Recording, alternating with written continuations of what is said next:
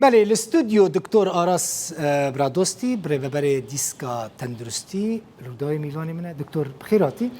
دکتر دما کل به در پروگرام چیکر من لسر اکرانه مگود دکتر ورا دعوتی قهوه کید کم تشتکی باش شکر من جوال خورا گوتو بو قهوهش دکتر بینن ل دکتر قهوه یان آوا دکترانی نه حمود دیندار اینجی دیندار بر هر دیندار ببینیم باشترش باش پشتی پروگرام دیچم جور قهوه که باش دیدم تمام باشه دکتر بخوازم دست بی که بزانم روشا تندرستی چوی گریل نخوشخانه گری تا بریندار دیتن تا نخوش دیتن تا دکتر دیتن تا نخوشخانه دیتن عیاده دیتن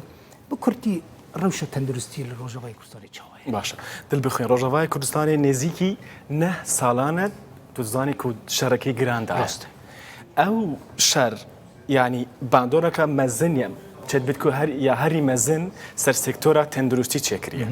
بنجهي بنيه تحتيه تندرستي بالتمامي از بيجن ببرانيا بنجهي تندرستي هرفتيه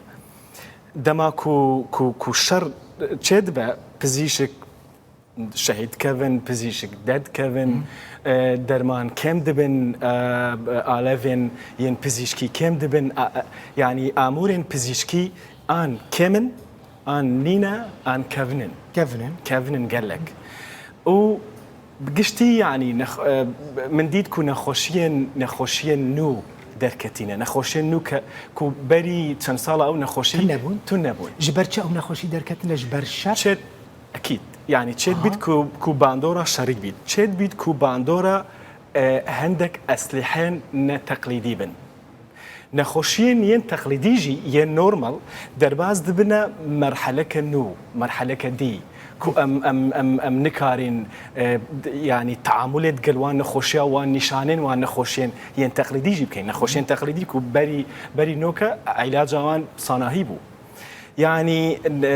نخوشين ين نو نخوشين كون ين تقليدي نخوشين نورمال جي تشيبونا شوتن نورمال من قالك ديتن يعني او شوت ين شوتن ين نورمال لينا تاثيرها يا اسلحه ي نتقليديه سروانه يعني بقشتي روش يا تندرستي روجاوای کردستانی يا نخوشخانه قال خرابه هیچ ستانداردین تندرستی ين پزیشکی ين جهانی لتو نخوشخانه که روجاوای کردستانی نینه يعني تشي نخوشخانه که وك دكتور بو من قال لك زحمته يعني اوكي موضوع نا عاطفيه ونا توعيه موضوع بزيشكي يا بزيشكي ستانداردين بزيشكي قال لك هاتينا بن بيكرين اوجي البرد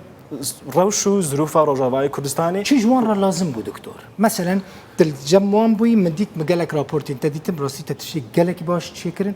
جوان را چی لازمه يعني بيجو ما اشترى قلت دكتور اف الي كاريج مره لازمه اكيد يعني درمان جوان را لازمه درمان قالك كامل روجاوای کردستانی و خلق ماشي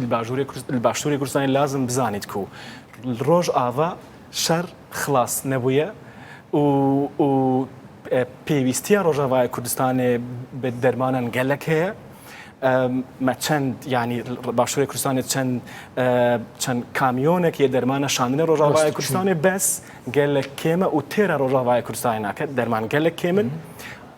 آمورین پزشکی کمن کونن هندی کار دیواری دا آلیکاری جوان را یعنی برنگ کیش رنگان آلیکاری وان بکن ما روش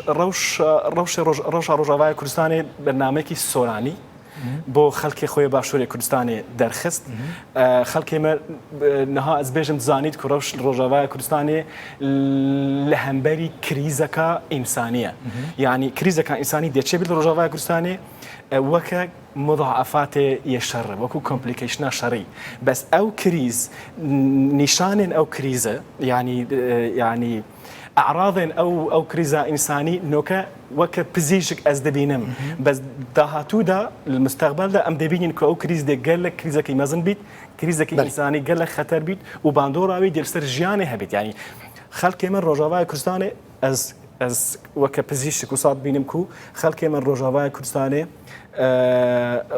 روبروی كريزه كا انساني دبا وصدم تەندروستیە سێکتۆرە تەندروستی گەلێکی سپاس دکتۆر ئاراس برادۆستی ئەس دەبێت شتێکی بێژم بۆ دیسکا تەندروستی بڵێ دەبێژم بۆ ڕۆژ بۆ باشووری کوردستانی طبعا مەدگەل دکتۆر سامان ئاخفت وەزیری تەندروستی لێ باشووری کوردستانی و دکتۆر جوانژی وەزیری تەندروستی ڕێبەریا خۆسەر دکتۆر سامان وەزارەتی تەندروستی باشوورێ بەرهەڤە کو ئیستقبالێ شاندا ڕۆژ ئاوای بکەت و سۆرانیژی ئەس دەبێژم بۆ خەڵکی باشوور زۆر گرنگە خەڵکی باشوور لە نردنی بەردەوامی ئالیکاری و هاوکاریەکانیان بەردەوام بن بزان کە دۆخی ڕۆژ ئاوای کوردستان بە هیچ شێک چاک نەبووە بە هیچ شێک بەرەو باشتر نییە بە پێچەوانەوە بەرەو خراپتر دەڕوە ئەگەر هەمومان هاوکاری ڕۆژ ئاوا نەکەین کارەساتێکی مرۆیی زۆر گەورە لە ڕۆژ ئاوا لە داهاتوویەکی نزیک ڕوودەدات گەلێکی سپاس دکتۆر ئاراس برادۆستی میوانیم بووی زۆر سپاس و دەستخۆش